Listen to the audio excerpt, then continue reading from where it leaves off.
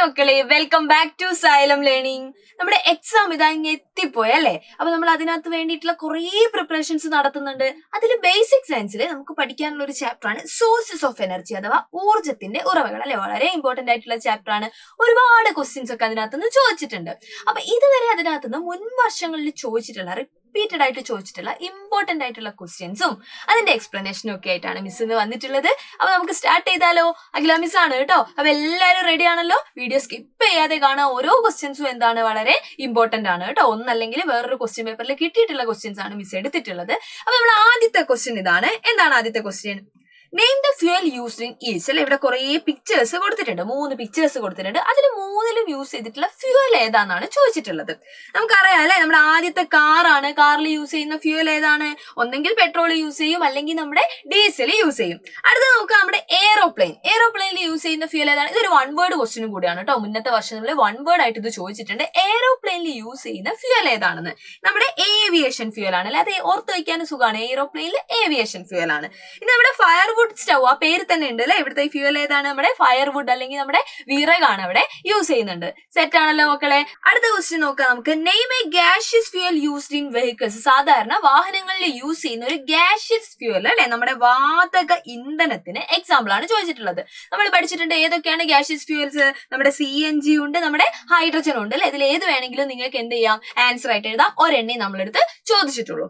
അടുത്ത ക്വസ്റ്റ്യൻ എന്താണ്? Find the odd one അല്ലെ. കോൾ ഉണ്ട്, പെട്രോൾ ഉണ്ട്, ഡീസൽ ഉണ്ട്, കെറോസിൻ ഉണ്ട്, കൽക്കരി ഉണ്ട്, പെട്രോൾ ഉണ്ട്, ഡീസൽ ഉണ്ട്, മണ്ണെണ്ണ ഉണ്ട്. ഇതിൽ കൂട്ടത്തിൽ പെടാത്ത നമ്മുടെ ഒറ്റയാൻ ആരാന്നാണ് ചോദിച്ചിട്ടുള്ളത്. ഓഡ് വൺ ആരാണ് നമ്മുടെ ആൻസർ വരുന്നത്? നമ്മുടെ ആൻസർ വരുന്നത് കോൾ അല്ലെങ്കിൽ നമ്മുടെ കൽക്കരിയാണ് അല്ലെ. നമുക്കറിയാം ബാക്കി എല്ലാവരും എന്താണ്, പെട്രോളിയം പ്രൊഡക്ട്സ് ആണ്. ഈ പറഞ്ഞിട്ടുള്ള പെട്രോൾ ആണെങ്കിലും ഡീസൽ ആണെങ്കിലും കെറോസിൻ ആണെങ്കിലും എന്താണ്, ഒരുമിച്ച് നമ്മൾ അവരെ എന്താ വിളിക്കുന്നത്? പെട്രോളിയം പ്രൊഡക്റ്റ് ആണ് അല്ലെ, പെട്രോളിയം ഉൽപ്പന്നങ്ങളാണ്. അപ്പൊ ഇതിനകത്തുള്ള ഒറ്റക്കുറുക്ക് അല്ലെ, ഒറ്റയാൻ എന്ന് പറയുന്നത് ആരാണ്? നമ്മുടെ കോൾ അല്ലെങ്കിൽ നമ്മുടെ കൽക്കരിയാണ് ആൻസർ ആയിട്ട് വരുന്നത്. സെറ്റ് ആണേ. അപ്പൊ അടുത്ത ക്വസ്റ്റ്യൻ നോക്കിയാലോ നമുക്ക്. അടുത്ത ക്വസ്റ്റ്യൻ ഇതാണ്. 2 പിക്ചേഴ്സ് ഇവിടെ തന്നിട്ടുണ്ട് അല്ലെ. എന്തിന്റെയൊക്കെ പിക്ചേഴ്സ് ആ തന്നിട്ടുള്ളത്? ഒന്നെന്താണ്, ഒരു ഫിലമെന്റ് ബൾബാണ്. മറ്റേത് എന്താണ്, ഒരു LED ബൾബാണ്. എന്താണ് നമ്മളെ ക്വസ്റ്റ്യൻ? കുറച്ച് വലിയ ക്വസ്റ്റ്യൻ ആണ് അല്ലെ. നമുക്ക് വായിച്ചു നോക്കിയാലോ. The pictures of 2 bulbs providing almost the same amount of light are given above അല്ലെ. എന്താണ്, 2 ബൾബുകൾ തന്നിട്ടുണ്ട്. രണ്ടും ഏകദേശം എന്താണ്, ഒരേപോലെയാണ് നമുക്ക് വെളിച്ചം തരുന്നതെന്ന് പറഞ്ഞിട്ടുണ്ട്. അപ്പൊ ഈ രണ്ടും നമ്മൾ കണ്ടിന്യൂസ് ആയിട്ട് 5 മണിക്കൂർ പ്രവർത്തിപ്പിക്കുകയാണെന്ന് വിചാരിക്കുക. ഇതിൽ ഏതാണ് ഏറ്റവും കൂടുതൽ ഇലക്ട്രിസിറ്റി കൺസ്യൂം ചെയ്യുന്നത്, ഏറ്റവും കൂടുതൽ വൈദ്യുതി ഉപയോഗിക്കുന്നത്? ഇതിൽ ഏത് ബൾബ് യൂസ് ചെയ്യുമ്പോഴാണെന്നാണ് ചോദിച്ചിട്ടുള്ളത്. സിമ്പിൾ ആയിട്ട് പറഞ്ഞു കഴിഞ്ഞാൽ ഈ 2 ബൾബിൽ ഏത് ബൾബാണ് ഏറ്റവും കൂടുതൽ വൈദ്യുതി ഉപയോഗിക്കുന്നത്? അതാണ് നമ്മുടെ ചോദ്യം. അപ്പൊ ഫിലമെന്റ് ബൾബാണോ LED ബൾബാണോ നമ്മുടെ ആൻസർ ആയിട്ട് വരുന്നത്? നമ്മൾ പഠിച്ചിട്ടുണ്ട് അല്ലെ, ഏത് ബൾബാണ് ഏറ്റവും കൂടുതൽ വൈദ്യുതി അല്ലെങ്കിൽ ഇലക്ട്രിസിറ്റി യൂസ് ചെയ്യുന്നത്? നമ്മുടെ ഫിലമെന്റ് ബൾബാണ് അല്ലെ. അപ്പൊ ഫിലമെന്റ് ബൾബിന് എന്ത് വേണം? ഒരുപാട് ഇലക്ട്രിസിറ്റി വേണം. കാരണം എന്താണ്, ഇത് കത്തുന്ന സമയത്ത് ഇത് എന്ത് ചെയ്യുന്നുണ്ട്? ഒരുപാട് ഹീറ്റ് പ്രൊഡ്യൂസ് ചെയ്യുന്നുണ്ട് അല്ലെ, താപം പുറത്തേക്ക് വിടുന്നുണ്ട്. അപ്പൊ ഇങ്ങനെ ഹീറ്റ് റിലീസ് ചെയ്യാന്ന് പറഞ്ഞു കഴിഞ്ഞാൽ അതിന്റെ അർത്ഥം അവിടെ എന്ത് നടക്കുന്നുണ്ട്? ലോസ് ഓഫ് എനർജി അല്ലെ, നമ്മുടെ ഊർജ്ജ നഷ്ടം അവിടെ സംഭവിക്കുന്നുണ്ട്. അപ്പൊ ചുരുക്കി പറഞ്ഞു കഴിഞ്ഞാൽ നമുക്ക് പറയാം, ഫിലമെന്റ് ബൾബും LED ബൾബും ഉണ്ടെങ്കിൽ അതിൽ ഏത് ബൾബാണ് കൂടുതലായിട്ട് വൈദ്യുതി അല്ലെങ്കിൽ ഇലക്ട്രിസിറ്റി ഉപയോഗിക്കുന്നത്? നമ്മുടെ ഫിലമെന്റ് ബൾബാണ്. അവിടെയാണ് നമുക്ക് എനർജി നഷ്ടം അല്ലെ, ഊർജ്ജ നഷ്ടം സംഭവിക്കുന്നത്. ക്ലിയർ ആണല്ലോ. അങ്ങനെയാണെങ്കിൽ അടുത്തൊരു ക്വസ്റ്റ്യൻ ഉണ്ട്. നമ്മുടെ ഇൻക്യുബേറ്റർ അല്ലെ. എന്താണ് ഇൻക്യുബേറ്റർ എന്ന് പറഞ്ഞു കഴിഞ്ഞാൽ നമുക്കറിയാം അല്ലെ, കോഴിമുട്ടയൊക്കെ വിരിയിക്കാൻ വേണ്ടി ഉപയോഗിക്കുന്നതാണ്. അപ്പൊ ഈ ഇൻക്യുബേറ്ററിൽ യൂസ് ചെയ്യുന്ന ബൾബ് ഏതാന്ന് ചോദിക്കും. അവിടെ നമ്മുടെ ആൻസർ എന്താണ്? അവിടെ നമ്മൾ പറയേണ്ടത് ഫിലമെന്റ് ബൾബാണ് അല്ലെ. ഫിലമെന്റ് ബൾബിനെ കൊണ്ടുള്ള ഒരു ഉപയോഗം കൂടിയാണ് അത്. നമുക്ക് എവിടെ യൂസ് ചെയ്യാം? ഇൻക്യുബേറ്റേഴ്സിൽ യൂസ് ചെയ്യാം. അതിന് കാരണം എന്താണ്? നമ്മൾ നേരത്തെ പറഞ്ഞ പോലെ തന്നെ ഫിലമെന്റ് ബൾബ് ഒരുപാട് ഇലക്ട്രിസിറ്റി എടുക്കുന്നുണ്ട് അല്ലെ, വൈദ്യുതി ഉപയോഗിക്കുന്നുണ്ട്. ഇത് കത്തണ സമയത്ത് എന്തും കൂടെ പുറത്ത് വരുന്നുണ്ട്? ഹീറ്റ് അല്ലെ, ഹീറ്റ് റിലീസ് ചെയ്യുന്നുണ്ട്. താപം കൂടെ പുറത്തേക്ക് പോകുന്നുണ്ട്. അപ്പൊ ഈ താപം എന്ത് ഉപയോഗിക്കാൻ വേണ്ടി ഉപയോഗിക്കാൻ പറ്റും? നമുക്ക് ഈ മുട്ട വിരിയിക്കാൻ വേണ്ടിയിട്ട് ഉപയോഗിക്കാൻ പറ്റും. അതുകൊണ്ടാണ് ഇതിനകത്ത് എന്ത് യൂസ് ചെയ്യാന്ന് പറയുന്നത്? ഫിലമെന്റ് ബൾബ് നമുക്ക് യൂസ് ചെയ്യാന്ന് പറയുന്നത്. പക്ഷെ നമ്മുടെ വീടുകളിൽ ഫിലമെന്റ് ബൾബ് യൂസ് ചെയ്യുന്നത് നല്ലതാണോ? ഒരിക്കലും അല്ല അല്ലെ. കാരണം എന്താണ്, അവിടെ ഒരുപാട് വൈദ്യുതി, ഒരുപാട് ഇലക്ട്രിസിറ്റി അത് എന്ത് ചെയ്യുന്നുണ്ട്? ഉപയോഗിക്കുന്നുണ്ട്. അവിടെ നമുക്ക് ഊർജ്ജ നഷ്ടം അല്ലെ, എനർജി എന്ത് ചെയ്യുന്നുണ്ട്? നഷ്ടം സംഭവിക്കുന്നുണ്ട്. ക്ലിയർ അല്ലേ മക്കളെ? സെറ്റ് അല്ലേ? ഇത് വളരെ ഇമ്പോർട്ടന്റ് ആയിട്ടുള്ള ഒരു ഏരിയ കൂടിയാണ് കേട്ടോ. ഫിലമെന്റും നമ്മുടെ LED ബൾബും സാധാരണ ഇങ്ങനെ കമ്പയർ ചെയ്തിട്ടും അതല്ലാതെ 1 വേർഡ് ആയിട്ടും അതല്ലാതെ എക്സ്പ്ലെയിൻ ചെയ്യാനും ഒക്കെ നമ്മളെടുത്ത് ചോദിക്കാറുണ്ട്. നിങ്ങൾ ക്ലിയർ ആയിട്ട് സെറ്റ് ആയിട്ട് പഠിച്ചു വെക്കുക കേട്ടോ. അടുത്ത ക്വസ്റ്റ്യൻ നോക്കിയാലോ. അടുത്ത ക്വസ്റ്റ്യൻ ഏതാണ്? Suggest any 2 ways to control the consumption of electricity in your home. അല്ലെ, നമ്മുടെ വീടുകളില് വൈദ്യുതിയുടെ ഉപയോഗം നമുക്ക് കുറയ്ക്കണം, ഇലക്ട്രിസിറ്റിയുടെ ഉപയോഗം നമുക്ക് കുറയ്ക്കണം. അതിന് ഏതെങ്കിലും 2 സജഷൻസ്, നിങ്ങളുടെ 2 നിർദ്ദേശങ്ങൾ പറയാൻ വേണ്ടിയിട്ട് പറഞ്ഞിട്ടുണ്ട്.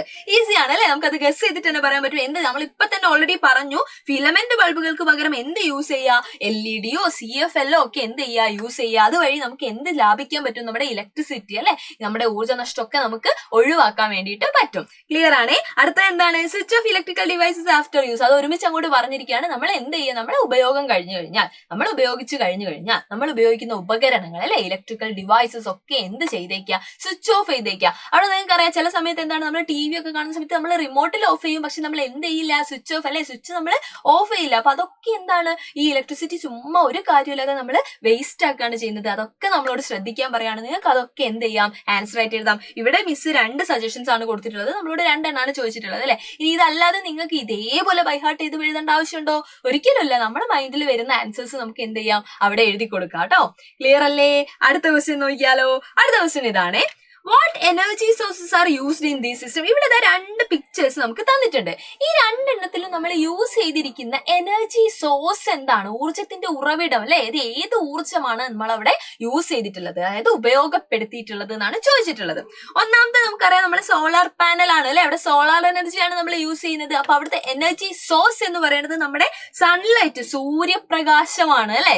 ക്ലിയർ ആണല്ലോ. അത് ആ പിക്ചർ കണ്ടു കഴിഞ്ഞ് കഴിഞ്ഞാൽ നമുക്ക് എഴുതാൻ പറ്റണം കേട്ടോ. പിക്ചർ വെച്ചിട്ട് സാധാരണ നിങ്ങൾ ക്വസ്റ്റ്യൻ ഒക്കെ നോക്കിയാൽ നിങ്ങൾക്ക് അറിയാം, പിക്ചേഴ്സ് ധാരാളമായിട്ട് വരാറുണ്ട്. അപ്പൊ ടെക്സ്റ്റിനകത്ത് നമ്മൾ വായിക്കുന്ന സമയത്ത് പിക്ചേഴ്സ് ഒക്കെ നമ്മുടെ മൈൻഡിൽ എന്തായിരിക്കണം, സെറ്റ് ആക്കിയിരിക്കണം കേട്ടോ. അങ്ങനെയാണെങ്കിൽ ഇത് ഇവിടെ നമ്മുടെ കാറ്റാടി കിടപ്പുണ്ട് അല്ലെ, അവിടെയുള്ള ഊർജ്ജ സ്രോതസ്, എനർജി സോഴ്സ് എന്താന്ന് ചോദിച്ചു കഴിഞ്ഞാൽ നമ്മൾ എന്താ പറയാ, നമ്മുടെ വിൻഡ് അഥവാ കാറ്റാണ്. 1 വേർഡ് ആണ്, നമുക്ക് പെട്ടെന്ന് തന്നെ ആൻസർ ചെയ്യാൻ പറ്റുന്നതാണ് അല്ലെ. ഇനി ഇതിന്റെ ബി പാർട്ട് നോക്കിയാലോ. ബി പാർട്ട് ഇതാണ് ചോദിച്ചിട്ടുള്ളത്. ഇവിടെ ഒരു പിക്ചർ നമുക്ക് തന്നിട്ടുണ്ട്, ക്വസ്റ്റ്യൻ പേപ്പറിലുള്ളതാണ് കേട്ടോ. അപ്പൊ അത് നന്നായിട്ട് ഒബ്സർവ് ചെയ്തിട്ട് ഈ തന്നിട്ടുള്ള 2ാമത്തെ പിക്ചർ നമ്മളോട് കംപ്ലീറ്റ് ചെയ്യാൻ വേണ്ടിയിട്ട് പറഞ്ഞിരിക്കുകയാണ്. അപ്പൊ ഈ 1ാമത്തെ പിക്ചർ എന്തിനെ പറ്റിയാണ്, അതിൽ പറഞ്ഞിരിക്കുന്ന പോയിന്റുകൾ എന്തൊക്കെയാണെന്നൊക്കെ നമ്മൾ എന്താക്കണം, മനസ്സിലാക്കണം അല്ലെ. എന്നിട്ട് അതേപോലെ നമ്മൾ പിക്ചർ ബി എന്ത് ചെയ്താൽ മതി, കംപ്ലീറ്റ് ചെയ്താൽ മതി. അപ്പൊ ഇതിനകത്ത് തന്നിട്ടുള്ളത് പാരമ്പര്യ ഊർജ്ജ സ്രോതസ്സിനെ പറ്റിയാണ് കേട്ടോ. നമ്മുടെ കൺവെൻഷണൽ എനർജി സോഴ്സിനെ പറ്റിയാണ് അതിനകത്ത് പറയുന്നത്. ഈ എനർജി സോഴ്സുമായിട്ട് ബന്ധപ്പെട്ട കൺവെൻഷണൽ അല്ലെങ്കിൽ പാരമ്പര്യ ഊർജ്ജ സ്രോതസ്സുമായിട്ട് ബന്ധപ്പെട്ട 4 പോയിന്റുകൾ അവിടെ പറഞ്ഞിട്ടുണ്ട്. ഒന്നാമത്തേത് എന്താണ്, ഇത് കത്തുന്ന സമയത്ത് മലിനീകരണം ഉണ്ടാവുന്നുണ്ട്, അതായത് ഇത് എന്തുണ്ടാക്കുന്നുണ്ട്, പൊല്യൂഷൻ ഉണ്ടാക്കുന്നുണ്ട്. 2ാമത്തെ എന്താണ്, അനുദിനം ശോഷിച്ചു വരുന്നത്, നമ്മൾ ഉപയോഗിക്കുന്നതിനനുസരിച്ച് ഇത് എന്ത് ചെയ്യുന്നുണ്ട്, തീർന്നു പോകുന്നുണ്ട്. അടുത്തത് എന്താണ്, ഇതുകൊണ്ട് തന്നെ ഇതിന്റെ ഉപയോഗം നമ്മൾ പരമാവധി എന്ത് ചെയ്യണം, കുറയ്ക്കണം അല്ലെ, നമ്മൾ ഒരുപാട് ഇത് യൂസ് ചെയ്യാൻ പാടില്ല. ലാസ്റ്റ് എന്താണ് പറഞ്ഞിട്ടുള്ളത്, അതിന്റെ ഒരു എക്സാമ്പിൾ ആയിട്ട് കോൾ അഥവാ കൽക്കരി അവിടെ കൊടുത്തിട്ടുണ്ട്. അപ്പൊ 4 പോയിന്റുകൾ കിട്ടിയില്ലേ. ആ 4 പോയിന്റുകൾ എന്താന്ന് നമുക്ക് കിട്ടി.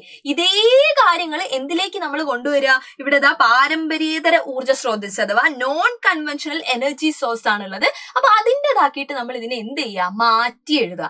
എങ്ങനെയാ നമ്മൾ ഇത് മാറ്റി എഴുതുക നോക്കിയാലോ. നമ്മൾ പഠിച്ചിട്ടുള്ള പോയിന്റുകൾ എന്താക്കണം എന്ന് മാത്രമേ ഉള്ളൂ, ഇങ്ങനെ 4 പോയിന്റുകളിലേക്ക് മാറ്റണം എന്ന് മാത്രമേ ഉള്ളൂ. നമുക്ക് നോക്കാം അല്ലെ. നമ്മളെ സെൻട്രൽ ആയിട്ട് ആര് വന്നു, പാരമ്പര്യേതര ഊർജ്ജ സ്രോതസ് അഥവാ നോൺ കൺവെൻഷണൽ എനർജി സോഴ്സ്. ഇതിന്റെ പ്രത്യേകത എന്താന്ന് നമുക്കറിയാലോ.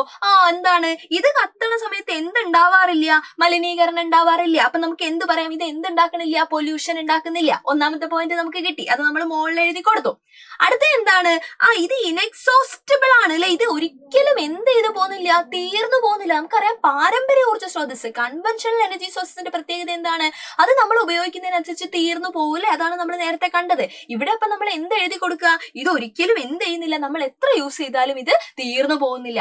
അതുകൊണ്ട് തന്നെ നമുക്ക് ഇത് എന്ത് ചെയ്യാൻ പറ്റും, ഷുഡ് യൂസ് മോർ അല്ലെ. നമ്മൾ പരമാവധി ഇത് എന്ത് ചെയ്യണം, യൂസ് ചെയ്യണം. മറ്റേ കൺവെൻഷണൽ എനർജി സോഴ്സസ് യൂസ് ചെയ്യുന്നതിന് പകരം നമ്മൾ മാക്സിമം എന്ത് യൂസ് ചെയ്യണം, നമ്മൾ ഈ പറഞ്ഞിട്ടുള്ള non conventional energy sources use ചെയ്യണം. എഴുതാലോ. ഇനി അതിന്റെ ഒരു എക്സാമ്പിളും കൂടെ വേണം. ഇവിടെ ഏത് എക്സാമ്പിൾ കൊടുത്തു, നമ്മൾ സോളാർ എനർജി അല്ലെങ്കിൽ നമ്മുടെ സൗരോർജ്ജം കൊടുത്തു. ക്ലിയർ അല്ലേ. അപ്പൊ നമ്മൾ വളരെ വളരെ ഇമ്പോർട്ടന്റ് ആയിട്ടുള്ള ഒരു ഏരിയ ആണ് കൺവെൻഷണലും നോൺ കൺവെൻഷണലും, പാരമ്പര്യ ഊർജ്ജ സ്രോതസ്സും പാരമ്പര്യേതര ഊർജ്ജ സ്രോതസ്സും. അതിന്റെ വ്യത്യാസങ്ങളും അതിന്റെ ഡെഫിനിഷൻസും ഒക്കെ പഠിച്ചിട്ടുള്ള ആളുകളാണ് നമ്മൾ എല്ലാവരും അല്ലെ. അപ്പൊ നമ്മൾ എന്ത് ചെയ്തു കൊടുത്താൽ മതി, ആ തന്നിട്ടുള്ള പിക്ചർ ഒബ്സർവ് ചെയ്തിട്ട് അതേപോലെ അതിനെ ഒന്ന് മാറ്റി എഴുതിയെന്ന് മാത്രമേ ഉള്ളൂ. ക്ലിയർ അല്ലേ മക്കളെ. അല്ലാതെ എക്സ്ട്രാ ആയിട്ടുള്ള പോയിന്റുകളോ അല്ലെങ്കിൽ പുറത്തുനിന്നുള്ള ക്വസ്റ്റ്യനോ ഒന്നും അല്ല ഇത് കേട്ടോ. നമ്മൾ പഠിച്ച സെയിം സാധനമാണ്. നമ്മൾ ജസ്റ്റ് എന്ത് ഇത് കൊടുക്കുന്നു, ആ ബന്ധം മനസ്സിലാക്കിയിട്ട് അതിനെ ഫിൽ ചെയ്ത് കൊടുക്കുന്നു എന്ന് മാത്രമേ ഉള്ളൂ.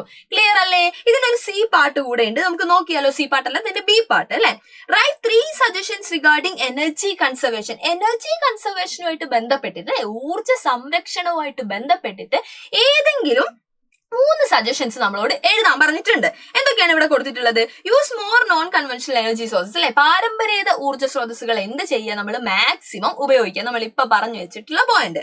അടുത്ത എന്താ കൊടുത്തിട്ടുള്ളത്? യൂസ് ഫ്യൂവൽ എഫിഷ്യന്റ് സ്റ്റൗ അല്ലെ, നമ്മൾ എന്ത് ചെയ്യുക, ഇന്ധനക്ഷമതയുള്ള അടുപ്പുകൾ ഉപയോഗിക്കുക അല്ലെ. അല്ലെങ്കിൽ എന്താണ്, പരമാവധി നമ്മൾ യൂസ് ചെയ്യുന്ന സമയത്ത് ബാക്കിയൊക്കെ എന്താണ് വേസ്റ്റ് ആയി പോകും അല്ലെ, എനർജി ഒക്കെ എന്തായി പോകും, വേസ്റ്റ് ആയി പോകും. അപ്പൊ നമ്മൾ എന്ത് ചെയ്യണം, ഫ്യൂവൽ എഫിഷ്യന്റ് ആയിട്ടുള്ള ഇന്ധനക്ഷമതയുള്ള അടുപ്പുകൾ വേണം നമ്മൾ തിരഞ്ഞെടുക്കാൻ വേണ്ടിയിട്ട്. പിന്നെ എന്താണ്, നമ്മൾ നേരത്തെ പറഞ്ഞ പോലെ ഇലക്ട്രിക്കൽ ഡിവൈസ്, വൈദ്യുത ഉപകരണങ്ങളൊക്കെ എന്ത് ചെയ്തേക്കുക, നമ്മുടെ ആവശ്യം കഴിഞ്ഞു കഴിഞ്ഞാൽ, നമ്മുടെ ഉപയോഗം കഴിഞ്ഞു കഴിഞ്ഞാൽ, നമ്മൾ യൂസ് ചെയ്ത് കഴിഞ്ഞു കഴിഞ്ഞാൽ അതൊന്ന് സ്വിച്ച് ഓഫ് ചെയ്തേക്കുക. അപ്പൊ നമ്മൾ 3 ടൈപ്പിലുള്ളത് എല്ലാം കൂടെ ചേർത്ത് എഴുതിയതാണ്. നേരത്തെ ക്വസ്റ്റ്യന്റെ പ്രത്യേകത എന്തായിരുന്നു? അത് നമ്മുടെ ഇലക്ട്രിസിറ്റി മാത്രമായിരുന്നു ചോദിച്ചിട്ടുള്ളത്. ഇവിടെ ചോദിച്ചിട്ടുള്ളത് എന്താണ്, എനർജി കൺസർവേഷൻ. നമുക്ക് എല്ലാ എനർജിയും ഇവിടെ എന്ത് ചെയ്യാൻ പറ്റും, സംരക്ഷിക്കാൻ വേണ്ടിയിട്ട് എന്താ ചെയ്യേണ്ടത് എന്നുള്ളത് എഴുതാൻ പറ്റും. ക്ലിയർ അല്ലേ മക്കളെ? ഇതിന്റെ ലാസ്റ്റ് ക്വസ്റ്റ്യൻ ഇതാണ്, സി പാർട്ട് കേട്ടോ. ഈ ക്വസ്റ്റ്യന്റെ സി പാർട്ട് ഇതാണ്. Which day is celebrated as national energy conservation day? 1 word question ആണ്. നമ്മൾ ഏത് ദിവസമാണ് ദേശീയ ഊർജ്ജ സംരക്ഷണ ദിനമായിട്ട് ആചരിക്കുന്നത്, സെലിബ്രേറ്റ് ചെയ്യുന്നത്? ഏത് ദിവസമാണ്? നമ്മുടെ December 14th ആണ് അല്ലെ. ഇതിപ്പോ ഒരു 1 വേർഡ് ക്വസ്റ്റ്യൻ ആണ്. ചില സമയത്ത് ഇത് എന്ത് പറയാറുണ്ട്, ഒരു പോസ്റ്റർ ഒക്കെ ഉണ്ടാക്കാൻ വേണ്ടിയിട്ട് പറയാറുണ്ട്. അപ്പൊ നമുക്ക് കളർഫുൾ ആയിട്ട് എന്ത് ചെയ്യാൻ പറ്റും, പോസ്റ്റർ ഒക്കെ ഉണ്ടാക്കാൻ പറ്റും. അവിടെ നിങ്ങൾക്ക് ഈ ഡേറ്റ് എന്ത് ചെയ്യാം, ഉപയോഗപ്പെടുത്താം. അപ്പൊ ഓർത്ത് വയ്ക്കുക, December 14. എന്താണ് പ്രത്യേകത? ദേശീയ ഊർജ്ജ സംരക്ഷണ ദിനമാണ്, നാഷണൽ എനർജി കൺസർവേഷൻ ഡേ ആണ്. ക്ലിയർ അല്ലേ മക്കളെ? ഇനി ഈ ഒരു ചാപ്റ്റർ എന്ന് ചോദിച്ചിട്ടുള്ള വേറൊരു ക്വസ്റ്റ്യൻ ആണ് കേട്ടോ. അതായത് 2 ക്വസ്റ്റ്യൻ പേപ്പറിൽ കണ്ടിട്ടുള്ള ക്വസ്റ്റ്യൻ ആണ്. മിസ് അത് പറഞ്ഞു തരാം. ഇവിടെ ഇതാ ഇങ്ങനെ ഒരു പിക്ചർ കൊടുത്തു, ഒരു വിറകടുപ്പിന്റെ പിക്ചർ ആണ് അല്ലെ. എന്നിട്ട് എന്താ പറഞ്ഞിട്ടുള്ളത്? Plenty of wood in the stove but it is not burning well. നമ്മൾ ഒരുപാട് വിറക് അതിന്റെ ഉള്ളിൽ വെച്ചിട്ടുണ്ട്, പക്ഷെ അത് എന്ത് ചെയ്യുന്നില്ല, നന്നായിട്ട് കത്തുന്നില്ല. അപ്പൊ നമ്മളോട് ചോദിക്കുകയാണ്, ഇങ്ങനെ വിറക് നന്നായിട്ട് കത്താൻ നമ്മൾ എന്തൊക്കെ കാര്യങ്ങൾ ശ്രദ്ധിക്കണം? ഇതേ ക്വസ്റ്റ്യൻ വേറൊരു രീതിയിൽ ചോദിച്ചിട്ടുണ്ട്. ഇതാ വേറൊരു പിക്ചർ ആണിത്. രണ്ടും കണ്ടാൽ നിങ്ങൾക്ക് അറിയാം, രണ്ടും എന്താണ്, ഡിഫറെന്റ് ക്വസ്റ്റ്യൻ പേപ്പറിൽ വന്നിട്ടുള്ളതാണ് കേട്ടോ. അപ്പൊ വേറൊരു ചിത്രമാണ്. എന്നിട്ട് എന്താ ചോദിച്ചിട്ടുള്ളത്? ക്വസ്റ്റ്യൻ ഏകദേശം സെയിം തന്നെയാണ്. ഈ ഫയർവുഡ് സ്റ്റൗ എന്ത് ചെയ്യുന്നുണ്ട്, നന്നായിട്ട് പുകയുന്നുണ്ട് അല്ലെ, നന്നായിട്ട് പുക അതിന്റെ അകത്തുനിന്ന് വരുന്നുണ്ട്. അപ്പൊ നമ്മളോട് ചോദിക്കുകയാണ്, വിറകടുപ്പിന്റെ ഇന്ധനക്ഷമത അല്ലെ, എഫിഷ്യൻസി വർദ്ധിപ്പിക്കാൻ നമുക്ക് എന്തൊക്കെ ചെയ്യാൻ പറ്റും എന്നുള്ളത്. സെയിം ക്വസ്റ്റ്യൻ ആണ്. ക്വസ്റ്റ്യൻ ഒന്ന് എന്ത് ചെയ്തേ ഉള്ളൂ, മാറ്റി ചോദിച്ചേ ഉള്ളൂ. അപ്പൊ നമുക്ക് എന്തൊക്കെ പറയാൻ പറ്റും? Do not pack stove with excess firewood അല്ലെ, ആവശ്യത്തിലധികം വിറക് എന്ത് ചെയ്യാൻ പാടില്ല, നമ്മൾ കുത്തി നിറയ്ക്കാൻ പാടില്ല. നന്നായിട്ട് എയർ സപ്ലൈ അല്ലെ, വായു സഞ്ചാരം ഉണ്ടായിരിക്കണം. അതേപോലെ എന്താണ്, നമ്മുടെ ഫയർവുഡ് കുഞ്ഞു കുഞ്ഞു പീസാക്കി, ചെറിയ കഷ്ണങ്ങളാക്കി വേണം നമ്മൾ അതിനകത്ത് വെച്ചു കൊടുക്കാൻ വേണ്ടിയിട്ട്. പിന്നെ എന്താണ്, നമ്മൾ വെക്കുന്ന ഫയർവുഡ് പൂർണ്ണമായിട്ട് നമ്മൾ എന്ത് ചെയ്യുക, യൂസ് ചെയ്യുക അല്ലെ, അല്ലാതെ പകുതി കത്തിച്ചിടുക അങ്ങനെയുള്ള ഒരു അവസ്ഥയിലാവരുത്. മാക്സിമം അതിനെ എന്ത് ചെയ്യുക, യൂട്ടിലൈസ് ചെയ്യുക. ഇത്രയും കാര്യങ്ങളാണ് ഉള്ളത്. അപ്പൊ ഇന്നത്തെ വീഡിയോയിൽ നമ്മൾ ഡിസ്കസ് ചെയ്തിട്ടുള്ളത് നമ്മുടെ സോഴ്സ് ഓഫ് എനർജി അല്ലെ, ഊർജ്ജത്തിന്റെ ഉറവകൾ എന്ന് പറയുന്ന ചാപ്റ്റർ എന്ന് ചോദിച്ചിട്ടുള്ള കുറച്ച് മുൻ വർഷ ചോദ്യങ്ങളാണ്. എല്ലാം വളരെ ഇമ്പോർട്ടന്റ് ആണ്. ആ ക്വസ്റ്റ്യൻസ് മാത്രമല്ല, ആ ഏരിയയും എന്താണ്, വളരെ ഇമ്പോർട്ടന്റ് ആണ്. നിങ്ങൾക്ക് യൂസ്ഫുൾ ആയി എന്ന് വിചാരിക്കുകയാണ്. ഇതേപോലെയുള്ള ക്വസ്റ്റ്യൻസ് ആയിട്ട് നമുക്ക് വീണ്ടും കാണാം കേട്ടോ. ബൈ.